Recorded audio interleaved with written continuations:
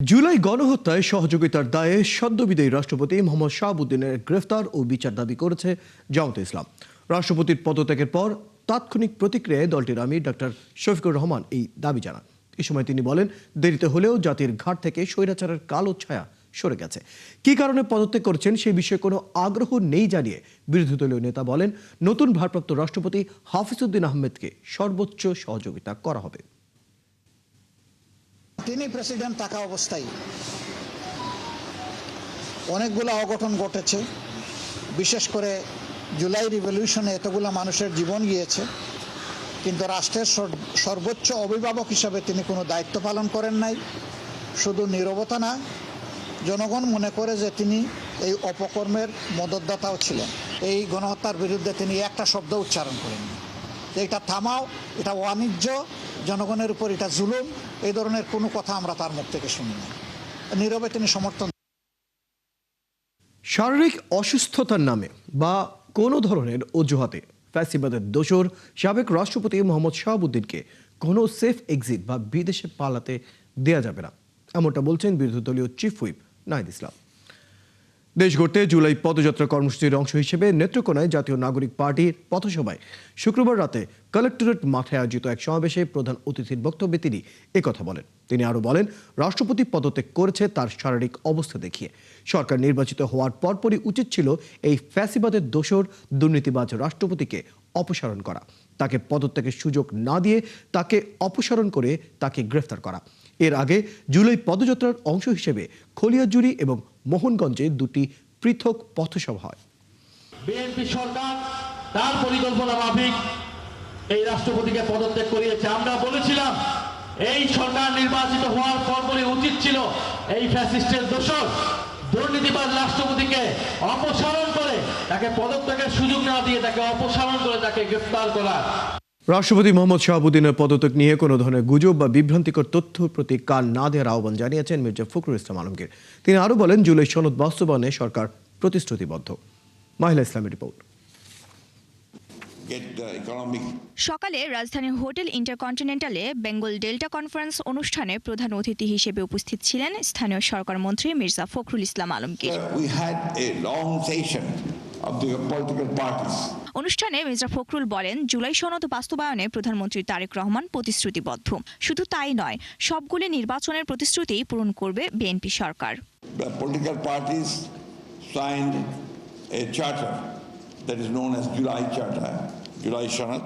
সরকার challenge মোকাবিলায় fight করছে। নতুন সরকার হিসেবে বিএনপি অর্থনীতি ও রাজনৈতিক কাঠামোকে ঠিক করার চেষ্টা করছে। জুলাই সনদ বাস্তবায়নে প্রধানমন্ত্রী তারেক রহমান প্রতিশ্রুতিবদ্ধ। নির্বাচনের সময় যা যা প্রতিশ্রুতি দেয়া হয়েছে সবগুলো পূরণ করবে বিএনপি সরকার।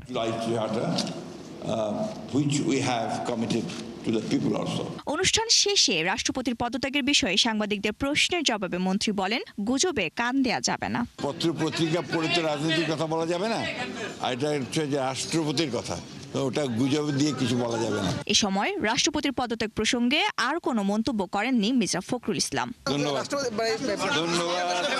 মাহিলা ইসলাম, ৭১, ঢাকা।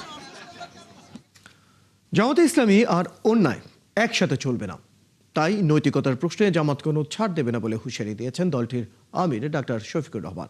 আজ ঢাকা জেলার জামাতের রোকন সম্মেলনে তিনি আরও বলেন, সংবিধান অনুযায়ী গণভোট অবৈধ হলে বর্তমান সরকারও অবৈধ, তাই সংবিধানের অপব্যবহার করলে সরকারের অস্তিত্ব থাকবে না বলেও জানান তিনি। শাহিদুজ্জামানের প্রতিবেদন। রাজধানীর ডিপ্লোমা ইঞ্জিনিয়ার্স ইনস্টিটিউশনে ঢাকা জেলা জামায়াতের ষান্মাসিক রোকন সম্মেলন। এতে প্রধান অতিথি হিসেবে যোগ দেন জামায়াতের আমির ও বিরোধী দলীয় নেতা ডাক্তার শফিকুর রহমান। এ সময় নেতাকর্মীদের সতর্ক করে বলেন, নৈতিকতার প্রশ্নে জামায়াতে ইসলামীতে কোনো ছাড় নেই। ভুল ত্রুটি চোখে পড়লে সাথে সাথে ধরিয়ে দেওয়ার আহ্বান জানান তিনি। আমরা মানুষ, আমাদেরও ভুল ত্রুটি হয়। আমরা একটা কথা পরিষ্কার বলেছি যে অন্যায় আর জামাতে ইসলামী একসাথে চলে না। আমি সহকর্মীদেরকে বলবো, গায়ে যদি আপনার সাদা কাপড় থাকে আপনাকে যত্নশীল হতে হবে। সমাজের যে কথাটা আছে, সাদা কাপড়ে দাগ লাগে, কথা ঠিক না? না, সাদা কাপড়ে কম লাগে, কিন্তু যা লাগে তা ভাসে। Very careful. নৈতিকতার প্রশ্নে জামাতে ইসলামীতে কোনো ছাড় নাই। জুলাই জাদুঘর খুলে না দেওয়া নিয়ে ক্ষোভ প্রকাশ করেন জামায়াত আমির। ফেসিবাদ আমলে নির্যাতনের শিকার সকলের দায় দায়িত্ব সরকারকে নেয়ার দাবি জানান তিনি। জুলাই জাদুঘর, স্মৃতি জাদুঘর যেটা, সেটা ইন্টারিম গভর্নমেন্টের আমলে তৈরি হয়েছে।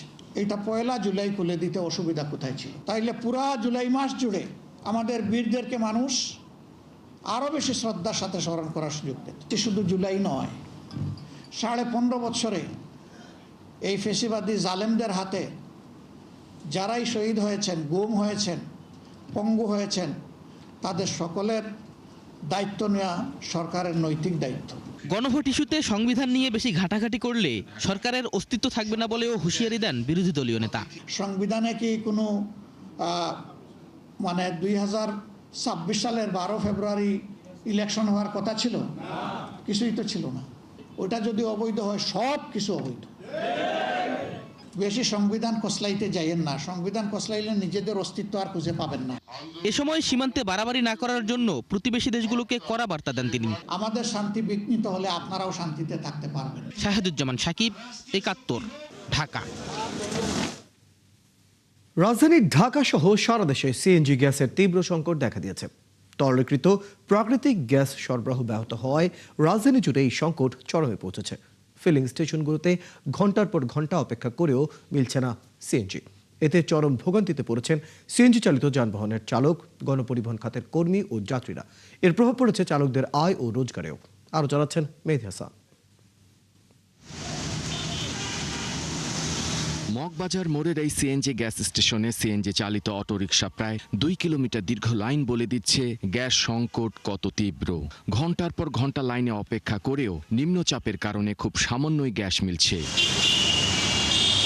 চালকদের অভিযোগ, গ্যাস সংকটের কারণে তারা যাত্রী পরিবহন করতে পারছে না। চরম অনিশ্চয়তায় পড়েছেন দৈনিক জমা পরিশোধ ও সংসারের খরচ চালানো নিয়ে। আমরা কিভাবে জমা দেবো? 1200 টাকা জমা গাড়িটার মালিক পক্ষ 1 টাকা জমা কম দিতে চায় না। বললে চাবি রেখে যান, অন্য ড্রাইভার আছে। এই রূপায়ণ টাওয়ার থেকে আস্তে আস্তে আমরা গাড়ির জমা দিতে পারতেছি না। মালিকরা জমা কম নেয় না, কোনোভাবেই কম নেয় না। অন্যদিকে গ্যাস সরবরাহ স্বাভাবিক না থাকায় লোকসানের মুখে পড়েছেন সিএনজি ফিলিং স্টেশনের মালিকরাও। তারা দ্রুত এলএনজি সরবরাহ স্বাভাবিক করে সংকট নিরসনে সংশ্লিষ্ট কর্তৃপক্ষের কার্যকর উদ্যোগ কামনা করছেন। কদিন ধরে আর কি সমস্যা চলতেছে, গ্যাসের লাইনে সমস্যা চলতেছে। যে প্রেশারটা যখন থাকে আমাদের 200, তখন তাদের স্বস্তিটা ফিরে পায় যে আসে 200 প্রেশার পাবো, ভালোভাবে গাড়ি চালাইতে পারবো। আর এখন যে প্রেশার পাই 100, কয় ভাই আমাদের একটা চাপ দেন, ভাই একটা চাপ দেন। চাপ দিলে কি গ্যাস যাইবো? এই গ্যাসের লেগে জিজ্ঞেস করলে গ্যাসের লেগে জামে আছি, থাকো তোমরা পড়ে থাকো, মরে থাকো, তুঙ্গ ব্যাপার, জমা কোনো কম হইব না। অনেকেই সিএনজি গ্যাসের বিকল্প এলপিজি বা প্রয়োজনে তেলে গাড়ি চালু করার কথা ভাবছেন। সরকার গ্যাস বন্ধ করে দিয়ে তেলে চালাক, নাহলে সিএনজি এলপিজি করুক। এলপিজি করলেও তো ভালো। এলপিজি তো খুবই ভালো। এলপিজি তো মানুষ অনেক গাড়ি অনেক কম, এলপিজি গাড়ি কম। মেহেদী হাসান, ৭১, ঢাকা। বন কর্মকর্তাদের চাঁদা না দেয়ায় কাটা হয়েছে মৌলভীবাজারে রাজকান্দি বনের আলিমুল্লার বাগানের কমলা ও মাল্টার গাছ। শুক্রবার এই ঘটনার গঠিত তদন্ত কমিটি ঘটনাস্থল পরিদর্শনে গেলে এই অভিযোগ করেন এলাকাবাসী। তবে চাঁদা চাওয়ার অভিযোগ অস্বীকার করে অভিযুক্ত বন কর্মকর্তা জানান, নিয়মিত অভিযানের অংশ হিসেবে বাগানটি উচ্ছেদ করা হয়েছে। আহমেদ ফারুক মিল্লাতের তথ্য ও ছবিতে প্রতিবেদন। আলিমুল্লার বাগানের কমলা ও মাল্টার গাছ কাটার বিষয়টি প্রশাসনের নজর পেরিয়ে প্রধানমন্ত্রীর কার্যালয় পর্যন্ত পৌঁছে গেছে। পরে প্রকৃত ঘটনা তদন্তে সিলেট বিভাগীয় কমিশনারের কার্যালয়ের অতিরিক্ত বিভাগীয় কমিশনারকে প্রধান করে 3 সদস্য বিশিষ্ট তদন্ত কমিটি গঠন করা হয়। বৃহস্পতিবার 3 সদস্যের তদন্ত কমিটি ঘটনাস্থল পরিদর্শন করেন। কমিটির সদস্যরা জানিয়েছে, প্রয়োজনীয় তথ্য উপাত্ত সংগ্রহ করা হয়েছে। সবকিছু পর্যালোচনা করে দ্রুত তদন্ত প্রতিবেদন জমা দেওয়া হবে। এর সাথে সংশ্লিষ্ট যারা আছে সকলের আমরা বক্তব্য গ্রহণ করেছি, প্রয়োজনীয় কাগজপত্র সংগ্রহ করেছি এবং এই গৃহীত বক্তব্য এবং তথ্য উপাত্ত সমন্বয়ে একটা প্রতিবেদন তৈরি করে আমরা যথাসময়ে অতি শীঘ্রই আর কি সরকারের কাছে আমরা দাখিল করব। পরিবারটির দাবি, বন বিভাগের লোকজন বিভিন্ন সময়ে তাদের কাছে চাঁদা দাবি করে আসছিল। চাঁদা না দেয় আশেপাশের আরো অনেক বাগান ফেলে রেখে শুধুমাত্র তাদের বাগানটি উচ্ছেদ করা হয়। কয়েক মাস পরেই 25 থেকে 26 লাখ টাকার কমলা বিক্রির আশা ছিল তাদের। আমার বাড়িতে আইসে ওট করে বলতেছে আপনার বাগান তো অনেক বড় হয়েছে, সুন্দর হয়েছে, এখন তো আপনি অনেক টাকা ইনকাম করতে পারবেন, এখন আমাদেরকে এখন তো কিছু দিতে হবে। আমি বললাম, স্যার আমি কি দিব আপনাদেরকে, কি দিতে পারি বলেন। তখন বলছে আপনি 5 লাখ টাকা দিতে হবে। কোনো ভিলেজারের কাছে এগ্রিমেন্টের কাগজ নেই, সব অফিসে বিট অফিসে আছে। 10টা বাগান যদি এখনো মাথা উঁচু করে দাঁড়ায় থাকতে পারলো, আমার বাগানটা কি দোষ করলো? এলাকার লোকজন জানান তারা তদন্ত কমিটিকে জানিয়েছে বন বিভাগের অনুমতি নিয়ে 2018 সালে বাগানটি করলেও উদ্দেশ্য প্রণোদিতভাবে এটি ধ্বংস করা হয়। কতটুক কষ্ট হয়েছে, আমাদেরও কতটুক কষ্ট হয়েছে, খুব কষ্ট লাগছে এই বাগানটা কাটার জন্য। আপনাদের কাছে বিচার দিলাম। এবারে সাদা ঢুকাইলো, এই সাদা আমরা কেউ দিতাম, কইলাম বা সাদা আমরা দিতাম, না তে বাগান কাটি ফেলাম। লেনদেনের ভিতরেই কোনো ধরনের ঘষাঘষি শুরু হওয়ার পরেই এই বাগানটা 20 মিনিটের ভিতরেই উচ্ছেদ করে। এদিকে অভিযুক্ত বনবিটের কর্মকর্তারা চাঁদার বিষয়টি অস্বীকার করে বলেন নিয়মিত অভিযানের অংশ হিসেবে তাদের উচ্ছেদ করা হয়েছে। অভিযোগ একেবারেই ভিত্তিহীন এবং অমূলক, এবং এই ব্যাপারে আসলে ওনারা কোনো যদি তথ্য প্রমাণ উপস্থাপন করতে পারে তাহলে তারা লিখিতভাবে আমার ঊর্ধ্বতন কর্তৃপক্ষকে জানাতে পারে। বাগানটি অবৈধই হলে কেন 8 বছর ধরে সেটি উচ্ছেদ করা হলো না, এই প্রশ্নের উত্তর খুঁজছেন এলাকার বাসিন্দারা। আল ইমরান, 71। সকল বর্ণ, ভাষা, সংস্কৃতি এবং সকল সমতলকে আমরা এক জায়গায় দাঁড় করতে পেরেছি। ধর্মীয় বিভেদ ভুলে অসাম্প্রদায়িক বাংলাদেশ বিনির্মাণে সবাইকে এগিয়ে আসার আহ্বান জানান তথ্য ও সম্প্রচার মন্ত্রী।